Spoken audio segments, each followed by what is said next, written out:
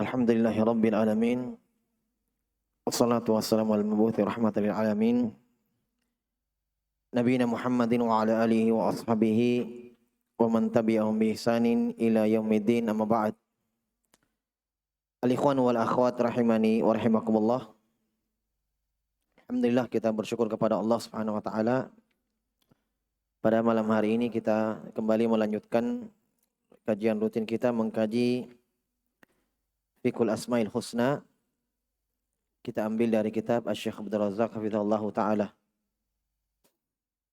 Kita masih di dalam menjelaskan beberapa fikih dari nama Allah Subhanahu wa taala Ar-Rahman dan Ar-Rahim. Dan kita bahas yang terakhir dari penjelasan dua nama ini, bahwa dua nama ini Ar-Rahman dan Ar-Rahim dari mustaq dari kata rahmah. Dua-duanya mustaq dari kata Ar-Rahmah. Berarti kandungannya sama ya.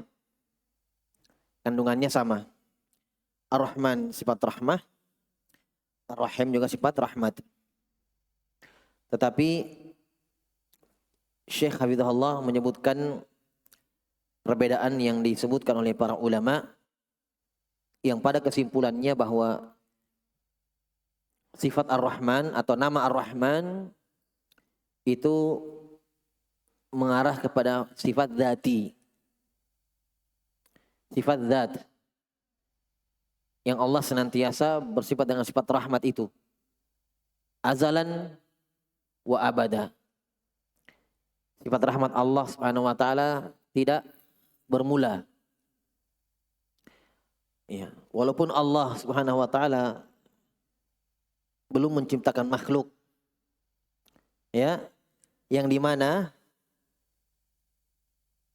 kaitan sifat rahmat Allah juga itu terkait dengan makhluk yang dirahmati. Paham? Tetapi sifat rahmat Allah Jalla wa'ala itu azal. Tidak bermula. Walaupun ketika Allah belum menciptakan makhluk, ya, maka Allah Subhanahu wa taala sudah bersifat dengan sifat rahmat. Sebagaimana sifat-sifat dzati yang lain. Sebagaimana sifat-sifat dzati yang lain seperti pendengaran, penglihatan. Ya, walaupun belum ada suara-suara, belum ada yang terlihat dari makhluk alam ini. Paham? Allah Subhanahu wa taala senantiasa mendengar dan melihat. Ya. Allah Subhanahu wa taala huwal awwalu wal akhiru. Dari nama Allah Al-Awwal wal Akhir. Dalam hadis Nabi jelaskan maknanya dalam doa beliau, Allahumma antal awwalu falaysa qablaka syai' wa antal akhiru falaysa ba'daka syai'. Kata Nabi, ya Allah, engkau maha pertama yang tidak ada sebelummu sesuatu, dan engkau adalah yang maha terakhir yang tidak ada setelahmu sesuatu. Itu pemaknaan dari Nabi SAW, dan beliau adalah manusia yang paling tahu tentang Allah Subhanahu wa taala. Nah, maka dari situ kita mengambil pelajaran bahwa sifat-sifat Allah Subhanahu wa taala azal. Tidak ada permulaannya. Nah, tetapi ada sifat rahmat Allah yang Allah berikan kepada makhluk. Ya. Dan ini terbagi dua, Syekh jelaskan. Ada rahmat Allah yang sifatnya umum. Rabbana wasi'ta kulla syai'in rahmatan wa ilma. Tentang doa malaikat, ya Allah, rahmatmu dan ilmumu lingkup segala sesuatu, mukminnya dan kafirnya. Paham? Nanti akan Syekh jelaskan. Ya, rahmat Allah yang sifatnya umum mencakup orang kafir juga, rahmat badani, rahmat berupa yang datang dari Allah Subhanahu wa taala dalam bentuk pemberian rezeki, badan, jism, ya, makanan, minuman. Ini mencakup semuanya dan itu bagian dari rahmat Allah.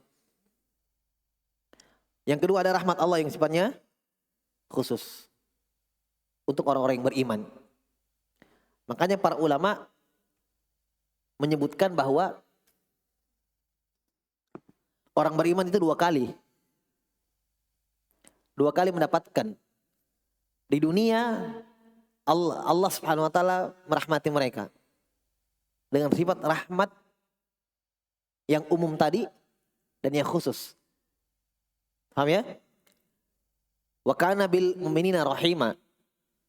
Kata Allah adalah Allah Subhanahu wa taala kepada orang-orang yang beriman merahmati mereka. Yang kedua, Allah khususkan untuk mereka lagi rahmat di akhirat. Itu yang kita baca terakhir, wa yaumal qiyamati yakhtassu bi subhanahu bi rahmati wal fadl wal ihsan al mu'minina bihi wa bi rusulihi. Pada hari kiamat Allah khususkan rahmat ini dan keutamaan dan kebaikannya untuk orang-orang yang beriman kepada Allah Subhanahu wa taala dan beriman kepada para rasulnya. Berarti dua kali orang beriman dapat rahmat. Di dunia, ya, yang rahmat umum, demikian pula di akhirat. Beliau sebutkan hadis, innallaha innalillahi mi'ata rahmah anzala minha rahmatan wahidah bainal jinni wal insi wal bahaim wal hawam fabiha yata'atafuna wa biha yatarahamuna wa biha ta'atiful wahsh ala waladiha wa akharallahu tis'an wa tis'ina rahmatan yarhamu biha ibadahu yaumal qiyamah. Dalam hadis kata Nabi SAW, Allah memiliki 100 rahmat. Bukan pembatasan ya. Hanya ada 100 rahmat yang Allah siapkan, yang Allah berikan, yang Allah bagi. Kata Nabi SAW, anzala minha rahmatan wahidah. Dari 100 rahmat yang Allah siapkan ini, Allah Subhanahu wa taala turunkan kepada seluruh makhluknya satu. Kepada jin dan manusia. Bahkan wal bahaim, binatang ternak, wal hawam binatang buas. Maka dengan satu rahmat yang Allah bagi ini, kata Nabi, fabiha yata'atafun. Dengan inilah mereka saling merahmati, saling mengasihi. Ya. Dengan rahmat yang Allah bagi ini, binatang buas, binatang yang liar, wahsh, itu merahmati anaknya.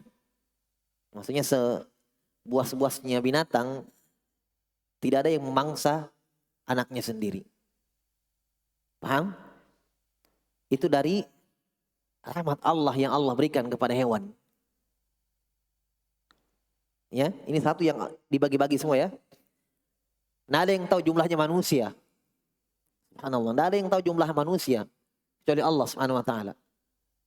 Dari awal Allah ciptakan dunia ini,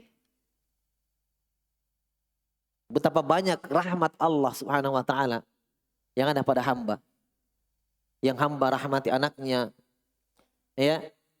Mereka merahmati orang tuanya dan seterusnya. Itu pun kata Nabi, itulah yang satu yang Allah bagi. Paham? Kita tidak bisa bayangkan bagaimana kalau 2, 3. Tapi 99 Allah simpan. Subhanallah. Itu belum yang Allah Subhanahu wa taala tidak bisa dihitung rahmatnya berapa luasnya. Jelas ya? Hanya Allah, Nabi sebutkan ada 100 yang Allah persiapkan untuk hamba. Satunya di dunia dibagi. Luasnya rahmat Allah Subhanahu wa taala. Kata Nabi, wa akharallahu tis'an wa tis'in. Allah simpan 99 rahmat itu yang dengannya Allah merahmati hambanya pada hari kiamat. Ini khusus untuk orang beriman. Subhanallah. Yang 99 itu Allah khusus untuk orang-orang beriman. Karena orang kafir tidak akan pernah mendapatkan rahmat selama-lamanya di akhirat. Makanya tidak ada cerita orang kafir itu ya diringankan siksaannya, dikeluarkan dari neraka masuk dalam surga. Tidak ada, tidak ada. Kecuali satu, Abu Thalib saja. Ya kan? Itu pun dari kebaikan Allah Subhanahu wa taala untuk nabinya. Itu pun tidak dikeluarkan dari neraka, hanya disiksa dengan siksaan yang ringan. Dari yang berat, yang ringan. Kata Nabi, laula ana lakana fid darkil asfali minan nar. Kalau bukan karena saya, maka pamanku itu berada di kerak neraka yang paling bawah. Cuma itu. Itu khusus untuk Nabi saja. Jadi tidak ada orang kafir yang diringankan siksaannya dengan amalannya di dunia yang dia amalkan, tidak ada. An-Nawawi sudah menukil ijma, kesepakatan bahwa mereka bersepakat bahwa orang kafir tidak ada yang bermanfaat untuk mereka dari kebaikannya yang mereka lakukan di dunia. Sebab ada orang kafir juga yang punya kebaikan di dunia. Ada yang membantu orang miskin, ya kan? Ada yang memang juga ya sering memberikan bantuan ketika bencana misalnya. Dia tidak pilih-pilih mau seagama mereka atau tidak, bantu. Ada yang begitu. Nah, ketika mereka meninggal, orang seperti ini apakah mendapatkan keringanan atau manfaat dari amalan itu? Tidak. Allah sudah tunaikan di dunia. Allah sudah tunaikan di dunia. Diberikan makanan, diberikan minuman, sudah selesai. Di akhirat tidak ada. Yang ada di akhirat hanya tambahan siksaan. Fadzuqu falan nazidakum illa adzaba. Rasakanlah, kami tidak akan tambah kecuali siksaan. Paham ya? Berarti rahmat ini yang Nabi katakan terakhir, yarhamu biha ibadahu yaumil qiyamah. Rahmat yang Allah simpan 99 rahmat ini ternyata untuk orang yang beriman pada hari kiamat. Jelas ya? Syafaatnya nanti di situ. Ada orang beriman yang dikeluarkan dari neraka masuk dalam surga dengan syafaat Nabi. Tentu dengan izin Allah, dan itu bagian dari rahmat Allah.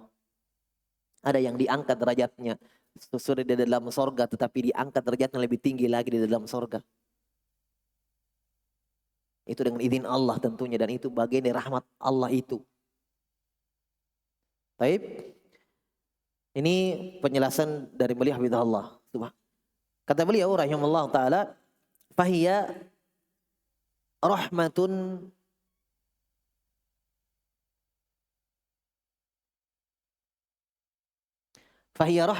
la yu'abbiru anha lisanun. Rahmat Allah ini adalah rahmat yang tidak bisa ditakbir dengan lisan. Tidak bisa diungkap dengan lisan. Itu saya satu sudah tidak bisa. Ya kan, yang Allah bagi itu, luasnya itu rahmat Allah yang Allah bagi. Saking luasnya mencakup hewan dan orang kafir pun sekaligus. Apalagi yang 99 itu, apalagi yang sekian banyak dari rahmat Allah Subhanahu wa taala. Makanya beliau mengatakan ini tidak bisa ditakbir dengan lisan, tidak bisa diungkap dengan lisan. Yamunnu biha arhamur rahimin, yang dengannya Allah yang maha merahmati, yang paling merahmati. Makhluk punya rahmat juga. Tapi Allah arhamur rahimin. Allah dari yang paling merahmati dari sekian yang memberi rahmat. Yang merahmati. Allah yang paling merahmati. Wa yatafaddalu biha man wasi'at rahmatuhu kulla syai' ala ibadil mu'minin. Dan Allah Subhanahu wa taala yatafaddal, itu perhatikan bahasa yatafaddal. Yatafaddal itu memberikan sesuatu yang tidak ada yang dahului sebelumnya. Bukan karena imbalan, bukan karena balasan. Paham? Yatafaddal ala nafsi. Allah Subhanahu wa taala yang mengharuskan dirinya sendiri. Tidak ada yang mewajibkan Allah Subhanahu wa taala. Itu yatafaddal, berarti Allah sendiri yang memberi. Tidak ada yang paksa Allah dalam memberi rahmat itu. Paham? Murni kebaikan Allah. Murni keinginan Allah semata-mata. Kehendak Allah. Bukan karena sesuatu. Tapi yatafaddal ala nafsih. Yatafaddal biha. Kata beliau Allah berfirman, wa rahmati wasi'at kulla syai'in fasa'aktubuha. Lihat. Allah sandarkan dirinya sendiri. Rahmatku, kata Allah, melingkup segala sesuatu. Fasa'aktubuha. Coba lihat. Failnya di sini ana. Ana failnya. Fasa'aktubuha. Mudhari. Menunjukkan taukid. Mudhari itu menunjukkan taukid. Kuat maknanya. Fasa'aktubuha, saya akan tetapkan rahmat itu. Saya akan berikan rahmat itu. Untuk siapa? Lilladzina yattaqun. Untuk orang-orang yang bertakwa. Apakah ketakwaan mereka? La. Paham? Allah balas mereka dengan pahala yang berlipat. Allah subhanahu wa ta'ala memberikan kebaikan-kebaikan. Itafaddal. Allah yang memberikan. Karena yang memberikan mereka kekuatan untuk beramal juga Allah subhanahu wa ta'ala. Yang memberikan hidayah, keistiqomahan untuk melakukan ketakwaan, ketaatan Allah subhanahu wa ta'ala. Jelas ya? Dan untuk orang-orang wa yu'tuna zakata, untuk orang-orang yang mengeluarkan zakat, walladzina hum bi ayatina yu'minun, dan untuk orang-orang yang dengan ayat-ayat kami mereka yakin. Sudah ya? Baik. Kata beliau, maka ini hasilnya ini. Faidahnya. Berarti wal abdu kullama azumat ta'atuh. Nah, lihat. Di sini baru datang fungsinya ketaatan itu. Paham? Betul, Allah yatafaddal ala nafsih. Allah yang mewajibkan dirinya sendiri untuk membalas hamba dengan kebaikan Allah subhanahu wa ta'ala. Tapi amalan soleh, perannya apa? Wal abdu kullama azumat ta'atuh. Seorang hamba ketika semakin besar ketaatannya, semakin banyak ibadah yang dilakukan. Yang sunnahnya apalagi yang wajibnya dia jaga. Wazada kurbuhu. Dan semakin dekat, semakin bertambah kedekatannya dengan Allah. Wataqarrubuhu. Dan semakin dekat usahanya. Beda itu qurb dengan taqarrub. Taqarrub itu usaha untuk semakin dekat. Berarti bertambah terus. Dia tidak merasa cukup dengan apa yang ada dari ketaatan yang dilakukan. Tidak, tetapi senantiasa berusaha untuk taqarrub terus. Mendekatkan kepada Allah dirinya. Dia dekatkan dirinya kepada Allah terus. Senantiasa berusaha. Li rabbihi. Apa hasilnya? Azuma nasibuhu min istihqaqi hadhi rahmah. Maka semakin besar pula bagiannya. Semakin besar pula bagiannya. Pembagiannya dari rahmat Allah subhanahu wa ta'ala. Jadi semakin besar ketaatan seorang hamba, semakin besar pula bagian dari rahmat Allah yang didapat. Paham? Berarti di situ kita sudah dapatkan kuncinya di sini. Berarti amalan soleh, ketaatan itu adalah sebab yang mendatangkan rahmat Allah. Bukan semata-mata itu yang masukkan seorang hamba ke dalam surga. Itu yang Nabi katakan di dalam hadis, la yadkhulul jannata ahadukum bi amalih. Tidak ada salah seorang dari kalian yang masuk surga dengan amalannya. Wala anta ya Rasulullah, tidak kamu juga ya Rasulullah, wala ana. Saya juga tidak. Illa ayyatagammadani Allahu bi rahmatihi. Itu dia. Sebabnya adalah Allah selalu menaungi saya dengan rahmatnya. Berarti ini fungsinya amalan soleh. Dia sebab yang mendatangkan kasih sayang Allah subhanahu wa ta'ala. Jadi semakin taat dia, semakin dia tambah ketaatannya, bertambah pula rahmat Allah untuk dia. Dia tambah kedekatan dirinya, semakin bertambah rahmat Allah kepada dia. Jelas ya? Qala ta'ala hadza kitabun anzalnahu mubarakun fattabi'uhu wattaqu la'allakum turhamun. Inilah Al-Quran yang kami turunkan kepadanya, yang kami menurunkannya. Al-Quran ini berberkah. Maka kata Allah, fattabi'uhu, ikutilah. Ikutilah apa? Hah? Al-Quran. Wattaqu, dan bertakwalah. La'allakum turhamun. Lihat. La'allakum turhamun, agar kalian itu mendapatkan rahmat. Jelas ya? Ayat lain, wa qala ta'ala wa aqimus sholata. Berarti ayat sini ini jelas ya, ayatnya berarti sebab di antara sebab-sebab yang mendatangkan rahmat Allah adalah mengikuti Al-Qur'an. Fattabi'uhu wattaqu, dan bertakwa kepada Allah. Kata Allah, wa aqimus sholata wa atuz zakata wa ati'ur rasula la'allakum turhamun. Lagi kata Allah, dirikanlah salat, keluarkanlah zakat, dan taatilah Allah. Taatilah Rasulnya. Taatilah Rasulnya. La'allakum turhamun, agar kalian dirahmati. Paham? Wa qala ta'ala inna rahmatallahi qaribum minal muhsinin. Sungguh rahmat Allah itu dekat. Untuk siapa? Minal muhsinin, untuk orang-orang yang berbuat ihsan. Apa itu ihsan? Hah? Apa itu ihsan? Ketika Nabi ditanya oleh Jibril tentang ihsan, jawaban Nabi apa? Hah? Nabi sebutkan 2 rukun. Iya kan? Taib. Rukun pertama, anta'budallaha ka'annaka tarah. Engkau beribadah kepada Allah seakan-akan engkau melihatnya. Tahu maknanya apa? Hah? Sebelum saya jelaskan maknanya, pahami dulu makna ihsan. Ihsan itu melakukan sesuatu ala itqani wa tamami. Melakukan sesuatu pekerjaan dengan sempurna. Tidak ada yang kurang dia lakukan. Paham? Itu ihsan namanya. Jadi dia lakukan sesuatu, dia sempurnakan sehingga tidak ada celahnya, ya, dengan rapi dan sempurna. Berarti kalau kita maknakan ihsan, sholat ada ihsannya, ya kan? Sampai-sampai Nabi jelaskan sembelihan, menyembelih ada ihsan di situ. Allah, kata Nabi, Allah telah menetapkan ihsan atas segala sesuatu.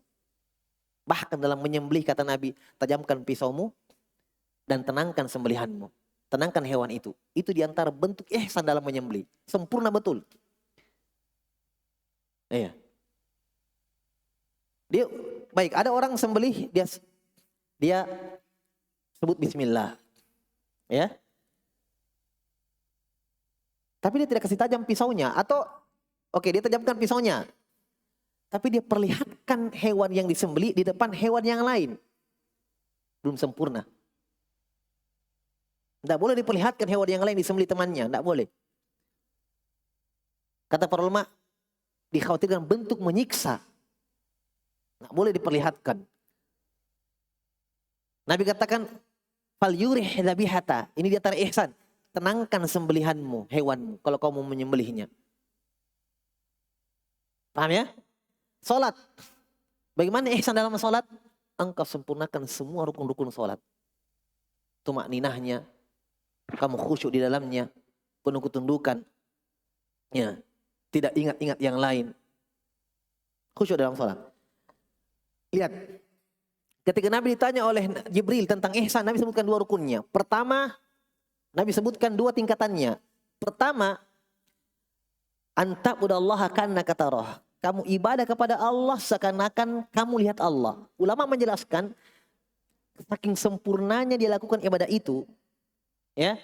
Contoh salat, dia khusyuk, tenang, penuh ketundukan, penuh keikhlasan kepada Allah Subhanahu wa taala, ya.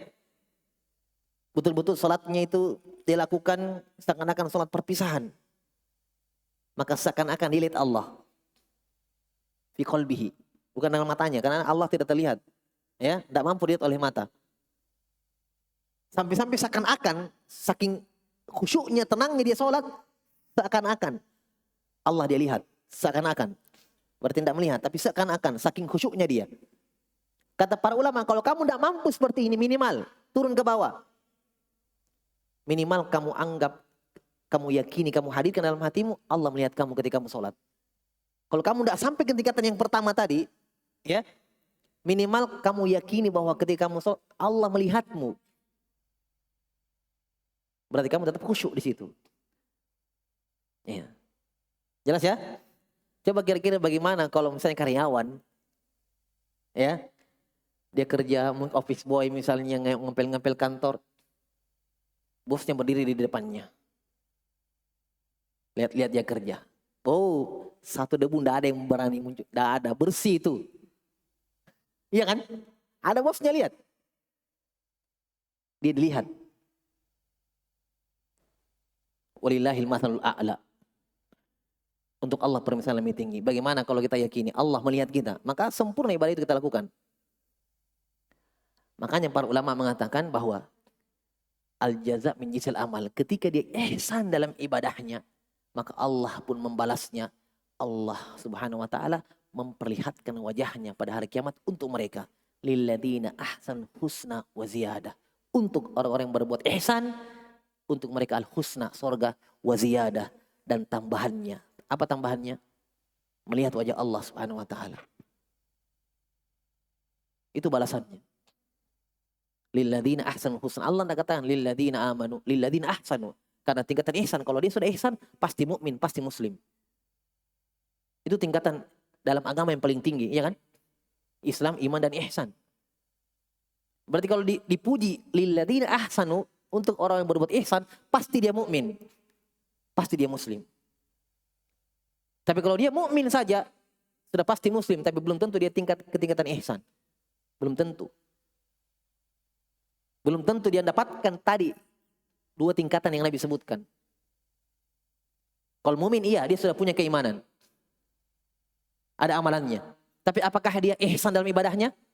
Sempurna dalam melakukan ibadah itu? Belum tentu. Jelas ya? Taib.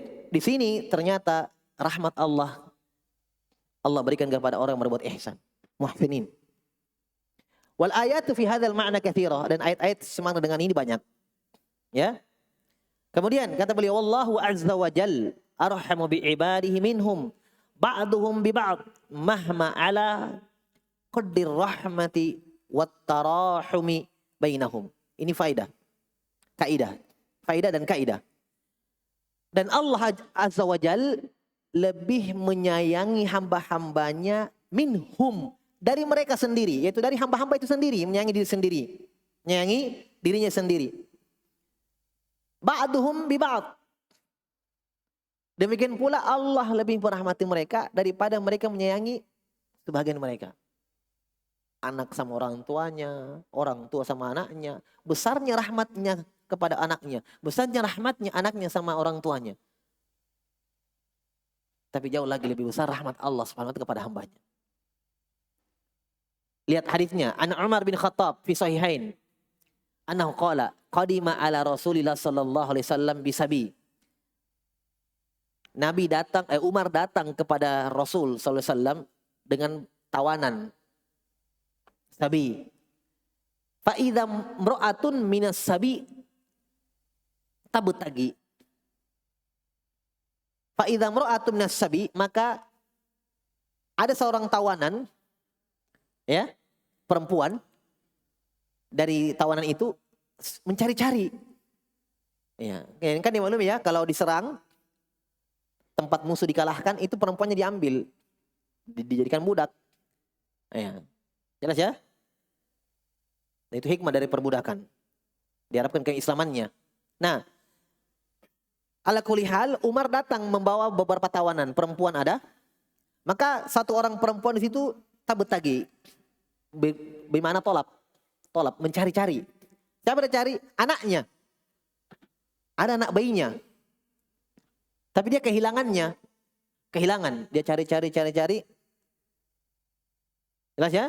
Kata Umar, idza wajadat sobiyan fis sabi akhadhathu. Ketika dia dapatkan anak siapa saja, bayi, ya, kecil, sobi, di Tawanan-tawanan itu dia ambil. Ya mungkin dia periksa, sudah kira anaknya, dia ambil. Taib, al-saqathu, dia peluk. Al-saqat itu dia lengketkan di badannya, peluk. Ya, mungkin sudah dia dapat anaknya ya. Al-saqathu bibatniha, di perutnya. Wa ardu'athu, dia susui. Faqala lana Rasul sallallahu alaihi wasallam, maka Nabi mengatakan kepada kami, atarawna hadhil mar'atu tarihatan waladaha finar. Nabi tanya sahabat yang disaksikan kejadian ini. Kata Nabi, bagaimana pendapat kalian? Apakah mungkin perempuan ini melemparkan anaknya ke dalam api? Yang dia sudah dapat, dia sudah cari-cari lama, dia dapatkan, dia peluk, dia susui. Kata Nabi, apakah mungkin dengan luasnya kita tidak bisa gambarkan bagaimana sayangnya dia kepada anaknya? Apakah mungkin, kata Nabi, dia lempar ke dalam api? Qulna wallahi, qulna la wallah. Kata Umar, kami mengatakan tidak. Demi Allah, pasti tidak. Wahiyya takdiru ala alla tatruhah. Dan ibu itu mampu untuk tidak membuangnya. Mampu untuk tidak melemparkan anaknya ke dalam api. Maksudnya tidak mungkin dia lempar ke situ. Ya. Maka Nabi jawab, ini syahidnya. Faqala Rasul sallallahu alaihi wasallam, lallahu arhamu bi ibadihi min hadhi bi waladiha. Allah lebih menyayangi hambanya. Lebih menyayangi hambanya daripada sayangnya ibu ini kepada anaknya. Jelas ya? Masya Allah. Farhamu ma yakunu minal khalqi bil khalq. Farhamu ma yakunu minal khalqi bil khalq. Rahmatul ummi biwaladiha. Nah, lihat, ini kasih sayang. Kalau dilihat dari dunia ini ya. Kata beliau, yang paling merahmati, yang paling besar rahmatnya dari makhluk ke makhluk yang lain, dari makhluk ke makhluk yang lain, khalq minal khalq bil khalq. Berarti minal khalq ilal khalq. Paham? Kata beliau, tidak ada yang mengalahkan rahmat ibu kepada anaknya. Tidak ada. Bisa dipahami? Ada juga kadang anak kepada orang tuanya yang sudah tua. Dia rawat mamanya atau bapaknya ketika sudah tua, jompo, yang mandikan. Masya Allah. Tapi masih jauh lebih besar rahmat ibu sama anaknya. Paham? Taib. Fahiya rahmatun la yusawiha syai'un min rahmatin nas. Masya Allah. Rahmat ibu kepada anaknya itu, kata Syekh Hafizahullah, rahmat yang tidak ada yang menandinginya sesuatu apapun di dunia ini. Dari rahmat manusia. Ingat, dari rahmat manusia ke manusia yang lain. Kakak ke adiknya, paham ya? Kakak ke adiknya, suami ke istrinya, ibu ke anaknya. Taib. Wallahu jalla wa ala arhamu bi ibadihi minha bi waladiha. Dan Allah jalla wa ala lebih merahmati hamba lagi daripada ibu kepada anaknya. Jelas ya? Ballau jumi'at rahmatur rahimin kullihim falaysat bi syai' inda rahmati arhamir rahimin. Walaupun dikumpulkan semua rahmat rahimin, rahmatnya yang merahmati di dunia, makhluk. Digabung semua rahmat yang ada. Ya? Semuanya. Falaysat bi syai'. Tahu artinya lain syai'? Tidak ada apa-apanya itu. Di sisi rahmatnya dia yang paling merahmati Allah Jalla wa'ala. Iya kan? Tidak ada, karena Nabi sudah jelaskan. Satu. Yang Allah bagi semuanya. Iya kan? Masya Allah, 99 Allah masih simpan untuk di akhirat. Bagaimana caranya mau menandingi rahmat Allah Subhanahu wa ta'ala? Maka wayam bagi ayya'lamahuna. Wayam bagi ayya'lamahuna anna rahmatal mudhafa ilallahi naw'an. Ini faedah terakhir ya. Maka di sini ada faedah. Sepantasnya untuk diketahui. Wayam bagi ayya'lamahuna. Sepantasnya untuk diketahui. Di sini anna rahmatal mudhafa ilallahi naw'an. Rahmat yang disandarkan kepada Allah dua jenis. Rahmatu ammatun wa hiya allati qaranaha bil ilm. Rahmat yang umum, itulah rahmat yang Allah gandengkan dengan ilmu penyebutannya. Contoh dalam ayat Rabbana wasi'ta kulla syai'in rahmatan wa ilma. Ya Allah, jadi kalau antum terjemahkan utamiznya ya. Ya Allah, rahmat dan ilmumu melingkup segala sesuatu. Wasiat. Karena kalau antum terjemahkan dari sini bingung. Ya. Terjemahkan utamiznya. Rabbana, ya Allah, rahmat dan ilmumu wasiat. Nah, ini tamyiz pemalingan dari fa'il. Ya. Taib, melingkup segala sesuatu. Apanya? Rahmatan wa ilma. Rahmatnya dan ilmunya. Jelas? Fakullu syai'in wasalahu ilmu. Ini kaidah. Dari ayat kita dapatkan ilmu. Berarti segala sesuatu yang dimana sampai ilmu Allah di situ.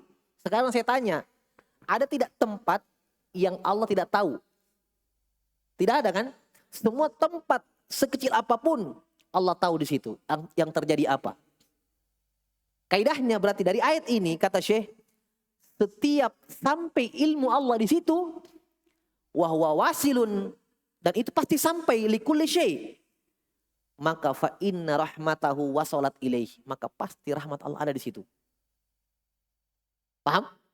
Kan Allah gandengkan ilmu dan rahmatnya. Berarti di mana saja Allah Subhanahu wa ta'ala ketahui semuanya, rahmat Allah pasti sampai di situ. Dan tidak ada tempat yang Allah tidak tahu. Kita mau sembunyi di mana, mau kemana kita. Iya. Jelas ya? Allah pasti ketahui apa yang terjadi di langit dan di bumi, di atas dan bawah. Maka di situ kata beliau, pasti rahmat Allah mencakup itu semua. Pasti ada di situ rahmat Allah. Taib. Kenapa? Li'anna Allah qarana hadhihi rahmata bihi. Karena Allah gandengkan rahmat ini dengan ilmu. Bihi, bil ilm. Wahiyar rahmatul lati tashmalu jami'al makhluqat hatta al-kuffar. Ini rahmat melingkup segala sesuatu makhluknya. Sampai-sampai orang kafir pun dapat. Sekarang saya tanya, orang kafir kalau beramal, apakah Allah tahu amalannya? Ditahulah. Apapun yang mereka lakukan, apapun yang mereka ucapkan, apapun yang mereka lakukan, dimanapun mereka sembunyi. Ya. Taib. Kemudian, wahiyar rahmatun jasadiyah. Rahmat apa ini yang orang kafir dapatkan? Kata Syekh, rahmat jasadiyah. Jasad, anggota tubuh, mata, telinga, hidung. Badaniyah, badan. Duniawiyah. Bitto'am. Rahmat duniawi, makanan, wasyarab, minuman, wal libas, pakaian, wal maskan, tempat tinggal, wa nahwi dzalik, kendaraan, rumah, semuanya umum. Paham? Mukmin kafir dapat. Paham ya? Wa rahmatun khassah, 2. Yang kedua rahmat khusus. Wahiyallati khassa biha ibadahul mu'minin. Yang Allah khususkan, rahmat ini adalah yang Allah khususkan untuk hamba-hamba yang beriman. Wahiyya rahmatun imaniyah, diniyah, dunyawiyah, ukhrawiyah, bitaufiqi litta'ah. Rahmat ini bentuknya rahmat berupa iman. Absyiru. Bergembira dengan ini. Qul bifadlillahi wa birahmati fabidzalika falyafrahu wa khairum mimma yajma'un. Masya Allah. Katakan wahai Muhammad, dengan keutamaan Allah dan rahmat Allah, Fabidzalika falyafrahu. Dengan itu gembira kalian. Nikmat dari Allah. Tidak semua Allah beri. Orang kafir ditahan, diharamkan nikmat ini. Iman, berupa iman, dini, agama. Jadi tidak usah bersedih hati orang kafir dan kesenangannya dengan kecil. Iya kan? Musibah, mereka dari musibah itu menimpa agamanya. Senang-senang dilihat, senang. Ternyata di atas musibah besar. Ya, di atas dikejar-kejar dengan ancaman. Kalau dia bertaubat, ya, mereka sudah berada di atas musibah yang besar. Rahmat imaniyah, diniyah, dunyawiyah, ukhrawiyah, dunia dan akhirat. Taib, sekarang duniawi, rahmat iman duniawi. Maksudnya duniawi apa ini? Di mana ini maksudnya dunia? Tadi kan sudah ada duniawi, orang kafir. Orang-orang beriman kenapa duniawi? Nah, iman itu di dunia dia dapatkan. Ya kan? Iman itu di dunia dia dapatkan. Dia hidup dengan iman. Paham? Nah, di akhirat tinggal dia nikmati hasilnya. Di dunia Allah berikan rahmat berupa keimanan. Bit taufik bil ta'ah. Yaitu Allah berikan taufik mereka, hidayah untuk taat dan beriman kepada Allah. Apalagi wat taisir lil khair. Allah mudahkan untuk berbuat baik. Masya Allah. Ini terasa ya. Mau ini ada. Ya. Mau pengajian DI ada taklim. Apalagi kalau misalnya ilang ada pengajian, ada pengajian. Mau belajar bahasa Arab, ada buka pelajaran. Hah? Mau mondok deh, diizinkan. Terbuka pintu untuk dia. Dimudahkan. Mau berangkat ke Yaman deh, ada yang berangkatkan. Taisir. Mau ini deh, ada. Ya kan? Nah, ada yang tidak dimudahkan. Ada yang Allah mudahkan. At-taisir. Mudah dia. Belum lagi Allah mudahkan dari siapa? Allah mudahkan dari si pemahamannya. Ada yang dimudahkan belajar, alhamdulillah. Tapi ketika dia duduk, Allah ingin uji dia. Dengan apa? Agak buntu-buntu sedikit. Hah? Ada yang dimudahkan. Menghafal 1 kali baca, 2 kali baca masuk. Kemudahan. Itu ujian semua. Ya kan? Allah mau menguji ini kesabarannya. Sampai kapan dia bertahan mau menghafal. Sampai kapan dia bertahan mondok belajar di situ. Apakah mundur? Atau dia bertahan terus? Dan ingat, pahala sesuai dengan besarnya pengorbanan. Kan begitu. Semua kemudahan, ada yang dimudahkan cepat masuk pelajaran. Ya kan? Ada juga yang berat-berat, tapi ujungnya alhamdulillah masuk juga. Taisir semua, taisir min Allah. Wat tathbit alal iman. Ini juga kekuatan, kekokohan, keistiqomahan di atas iman. Wal hidayah ala sirat. Hidayah di atas petunjuk Allah, jalan yang lurus. Wal ikram bidukhulil jannah. Di antara rahmat itu untuk orang beriman, Allah memuliakan mereka dengan masuk ke dalam surga. Wan najati minan nar, selamatkan dari neraka. Selamatkan dari neraka Allah. Terakhir boleh tutup dengan doa. Wallahul mas'ulu ayyudkhilana birahmatihi fi ibadil sholihin wa ayyamunna alaina birahmatihi allati katabaha li awliyaihil mu'minin innahu subhanahu jawadun karim wa huwa arhamur rahimin. Kata Syekh Abdul Razak Hafizahullah, hanya Allah yang diminta. Hanya Allah yang dimintai. Yaitu kita berdoa kepada Allah. Wallahul mas'ul. Hanya Allah yang diminta. Agar Allah memasukkan kita semua ke dalam rahmatnya. Ke dalam golongan hamba-hambanya yang soleh. Dan kita minta kepada Allah agar Allah anugerahkan kita semua dengan rahmatnya. Yang Allah tetapkan, tuliskan, berikan kepada hamba-hambanya yang beriman, wali-walinya. Sungguh Allah maha baik dan maha mulia. Dan Allah adalah yang paling merahmati. Taib. Selesai doa ini insyaallah taala. Setelahnya nama Al-Hayyul Qayyum. Itu ya, wallahu alam.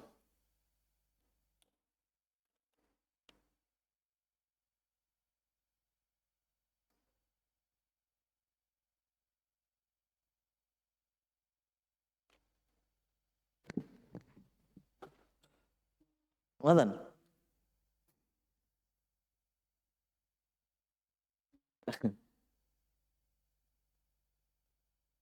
Bagaimana menjawab syubhat ikhwal muslimin yang mengatakan salafi tidak ikut memilih, tapi ketika pemimpin terpilih dilantik ikut mengucapkan selamat dan ikut mendoakan.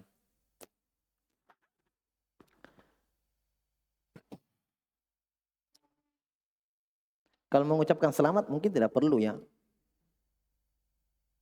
Kalau mendoakan ya itu dari ciri ahli sunnah. Santri atau kita yang bukan santri yang punya buku Syarhus Sunnah Barbahari. Ada punya? Buka di situ. Di situ disebutkan satu poin penting. Idza ra'aita rajulan yad'u lisultan fahuwa min ashabis sunnah. Wa ra'aita rajulan yad'u ala sultan fahuwa min ahlil bidah. Ciri. Kata Imam Al-Barbahari dalam Syarh Sunnahnya, kalau kamu lihat laki-laki, kamu lihat orang, dia doakan kebaikan untuk penguasanya. Ketahuilah, dia ahli sunnah. Cirinya ahli sunnah. Kalau kamu lihat orang mendoakan keburukan untuk penguasanya, ketahuilah dia ashabul ahwa, ahlul bidah. Paham ya? Selesai jawabannya, pertanyaannya. Berarti kalau didoakan umum. Dia terpilih, kita doakan. Dan itu tidak merubah pendapat ahli sunnah, pendapat mereka tentang memilih. Itu jelas. Ya, tidak usah dengarkan orang yang boleh memilih sampai bikin konten. Tidak usah. Tidak ada. Mereka itu salah dalam membaca fatwa-fatwa ulama tentang itu. Ya, ulama yang membolehkan di Aljazair di sini Syekh Al-Albani itu punya ketentuan, syarat berlaku. Tidak mutlak mereka membolehkan, tidak mutlak. Punya syarat dan ketentuan. Jelas ya? Ketat syarat-syaratnya. Ada mereka yang membolehkan secara mutlak. Mana ada kalau ulama ahli sunnah mereka tahu bahwa itu dari orang-orang kafir. Mana ada mereka membolehkan?